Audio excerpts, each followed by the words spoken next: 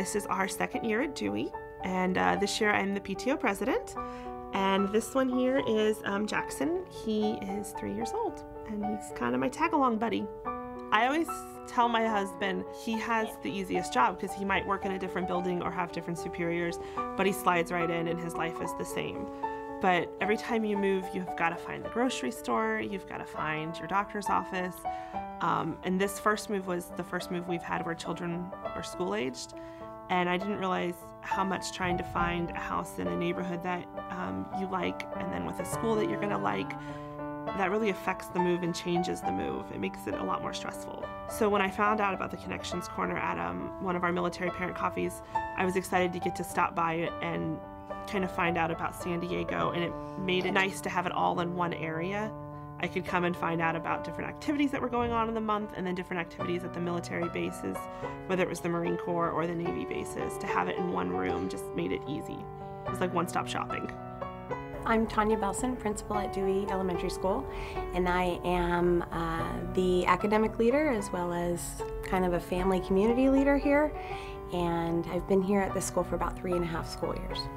We pull from 2 different military housing areas, and we're about 92% military, and there's so much that they have to deal with, not just economics and gas prices and everything else that affects every one of us, but generally the single parent situation essentially can be either from deployment but also from the long hours that our drill instructor parents put in, because we're right across the street from Marine Corps Recruit Depot, San Diego, and they work on like 8 or 10 week cycles where they're working probably 18 hours a day. So even though the spouse is in town, there certainly is no support in terms of helping with the kids or homework or dinners or shopping or anything like that because of their work cycles. So it's that part can be a challenge for the families and for the kids. So in terms of grand challenges, they have all that on top of life stressors, and they're moving every 2.9 years.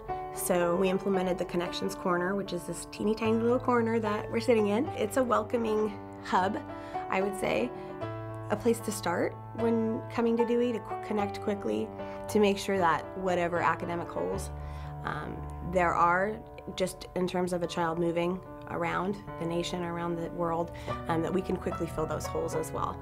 We had a sick parent last year, ended up having cancer, and the whole school community bonded together.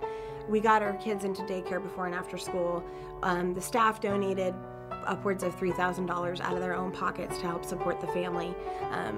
The dad was in and out of the picture because of military obligations. It was an incredibly stressful time, but the family got through it, I think, because of their connectedness to other families and their connectedness to Dewey. My name is Shannon Milder, and I am the Navy Region Southwest School Liaison Officer, which means I oversee the School Liaison Officer program in the Southwest 6 states of the United States, and report to the Commander of Navy Region Southwest. At Dewey Elementary, they've been extremely creative with their transition room to make it that one-stop shop so that families can feel welcome, but it's not serving as the center room where all of the activities happen. That's not to say that the activities don't happen, it's just that they don't happen in that particular room. And the rooms themselves have allowed us to increase our ability to connect with new families in San Diego by 15 to 20%. I do see this growing and starting in other regions, and the fact that we have parents who are going to be transferring all over the world who are now excited about it and want to see it where they're going.